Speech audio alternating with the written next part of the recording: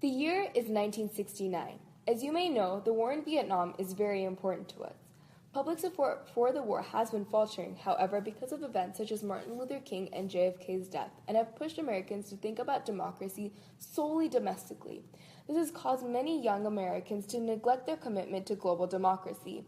We, as the American youth, sponsored by the Young American Foundation, have a responsibility to protecting South Vietnamese from the evils of communism. You may question the need for our forces to fight in a foreign country, but that is not the question you should be asking. The question that we, the youth, must ask is, how can the American people sit idly by while communist evils seep into the governments of the world?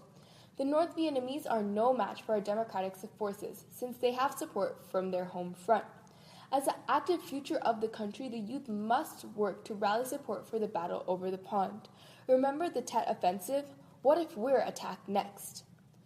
So what are the benefits of public support? Let us give you an example. This is Richard Smith. He is a young American just like us, but he's fighting against communism in Vietnam. Think about how Richard feels when he sees that his own country isn't cheering him on and is protesting his bravery. We, as the American youth, must support each other in order to encourage thousands of soldiers just like young Richard to succeed in their efforts during the war rather than tearing each other down through protests. The war is more important to you than you may even realize. This is because of an important idea, the domino theory. If Vietnam becomes communist and falls under the USSR, we risk losing the entire continent of Asia to the parasitic ideals of communism. Imagine slowly seeing the world map fall to communism. One by one, these independent countries join a single authoritarian regime. Soon enough, the USSR will rule the world and eventually strip us of our own freedom of democracy. This is Ho Chi Minh, the leader of the communist North Vietnam.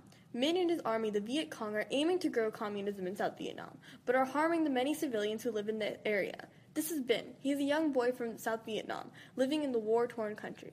He fears a communist regime and hopes that the war will soon be over and he can return to his normal life. We should fight for his freedom of choice. Who are we to choose to decide how he should live his life?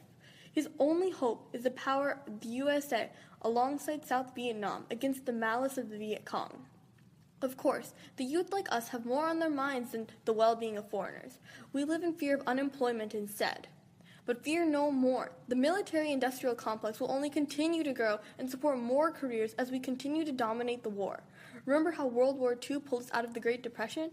The Vietnam War will do the same to the unemployed and pull them out of poverty that they currently live in. We can win if you support the war. We as the United States of America must work to defend the people of this world.